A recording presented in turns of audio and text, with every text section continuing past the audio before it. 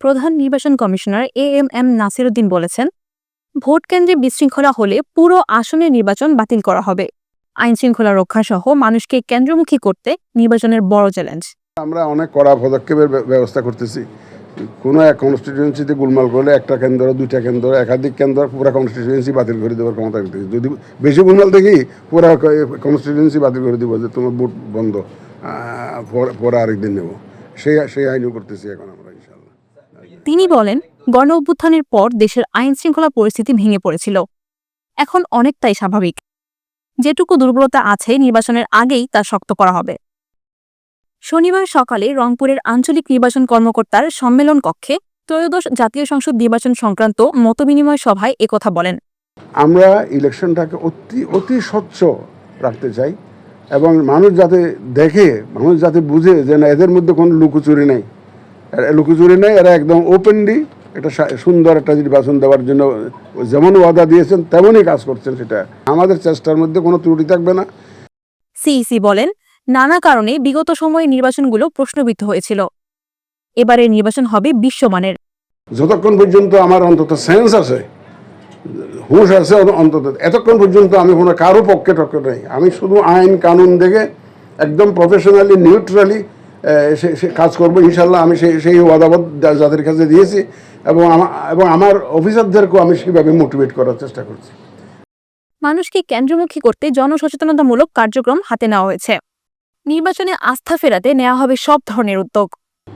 ভোটের সেন্টারে যাতে আসে সুন্দরভাবে, এবং নারী পুরুষ নির্বিশেষে সবাই যাতে আসে, সেইটা আপনারা একটু অপিনিয়নটা মোবিলাইজ করার চেষ্টা করেন। আমরা এই সেপ্টেম্বরের মাঝামাঝি থেকে হয়তো খুব জোরে সোরে এই যে অ্যাওয়ারনেস প্রোগ্রাম আমরা শুরু করব। আমি আসছি যে এটা একটা part of the awareness programme.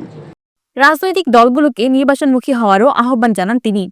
সচেতনতা কর্মসূচি সিরিয়াসলি নিব, এবং তাদেরকেও আশ্বস্ত করব যে একটা ফেয়ার ইলেকশন আমরা অ্যারেঞ্জ করব, এবং আমাদের কাজকর্মে তারা দেখবে যে আমরা একটা সুন্দর একটা ইকুয়াল লেভেল প্লেয়িং ফিল্ড যদি করি, সব প্লেয়ারদের জন্য যদি আমরা একটা মাঠটা সমান করে দিতে পারি, তাহলে দেখবেন যে তারা অবশ্যই আগ্রহী হবে। তার সিইসি বলেন, বিগত নির্বাচনে যেসব মাঠ কর্মকর্তা কর্মচারী দায়িত্ব পালনের সময় সমালোচিত হয়েছেন, আসছে নির্বাচনে তাদের দায়িত্ব না দেওয়ার কথাও জানান। তিনি বলেন, কমিশনে নিজস্ব কর্মকর্তাদের মূল দায়িত্বে রেখে নির্বাচন পরিচালনা করার উদ্যোগ আছে। প্রয়োজনে নির্বাচন কর্মকর্তাদের নির্বাহী ক্ষমতা প্রদান করা হবে। তো আমরা যারা সাংবাদিক ভাইরা যারা আমাদের হাতে কার্ড পাবেন, একজন যথাসময়ে পাবেন, ইনশাল্লাহ সেটা আমরা নিশ্চিত করব। তবে আপনি ভোট দিচ্ছে একজনে, আপনি ওখান থেকে লাইভ টেলিকাস্ট আপনি করতে পারবেন, সেটা করতে পারবেন না।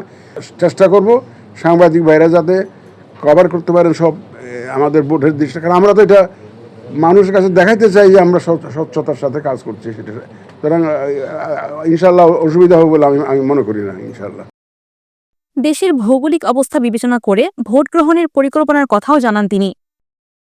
যোগাযোগ বিচ্ছিন্ন এলাকাগুলোতে সহজে যেন মানুষ ভোটাধিকার প্রয়োগ করতে পারে, সেটিও নিশ্চিত করা হবে। মানুষ যদি সুযোগ সুবিধা দেখে যে না, এখানে কোনো দান্দাবাজি নাই, ইলেকশন কমিশন কোনো দান্দাবাজির মধ্যে নাই, এবং উপরেওয়ালার মধ্যে মনের মধ্যে কোনো দুরভিসন্ধি নাই, যদি মানুষ যদি এটা বুঝতে পারে যে এরা সত্যিকার অর্থে একটা সুন্দর ইলেকশন দিতে চায়, মানুষ দেখবেন যে আপনার সাথে আছে। নির্বাচনে গণমাধ্যম কর্মীদের দায়িত্বশীলতার প্রতি আহ্বান জানান তিনি। তারা যখন দেখবে যে আমরা সঠিকভাবে কাজটা করছি, তারা দেখবেন যে আস্তে আস্তে আগ্রহী হয়ে যাবে। এখানে আপনাদের ভূমিকা আছে। এই যে আমি যে কথাগুলো বললাম, আপনারা একটু পাবলিসিটি দেন, আপনারা এটা প্রকাশ করেন, মানুষ যাতে আগ্রহী হয় যে আমরা আশাবাদী যে এবার ইনশাল্লাহ একটা সুন্দর নির্বাচন হবে। এই সাহায্যটাই আপনাদের কাছ থেকে চাচ্ছি আমি। কৃত্রিম বুদ্ধিমত্তা নিয়ে সংখ্যাও প্রকাশ করেন।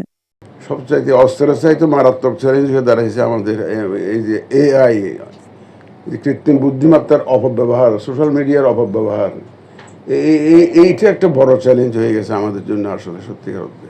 কৃত্রিম বুদ্ধিমত্তা একটা বাইরে হয়েছে, এখন যা ইচ্ছাটা লিখে দিল, মানুষের ছবি দিয়ে দেখবেন যে বক্তব্য দিয়ে দিচ্ছে। এখন সাধারণ মানুষ তো এটা বুঝতে পারে না। সবাইকে সাথে নিয়ে অবাক, সুষ্ঠু ও স্বচ্ছ নির্বাচন উপহার দেওয়ার আশ্বাস দেন তিনি। নিশ্চিন্ত থাকতে পারেন যে আমরা অত্যন্ত সুন্দর একটা ইলেকশন জাতিকে উপহার দিতে চাই। আমার মাননীয় প্রধান উপদেষ্টা এটা জাতির কাছে অঙ্গীকার করেছেন। আনামা ফ্রুজি আশা, নিখাত খবর, ঢাকা।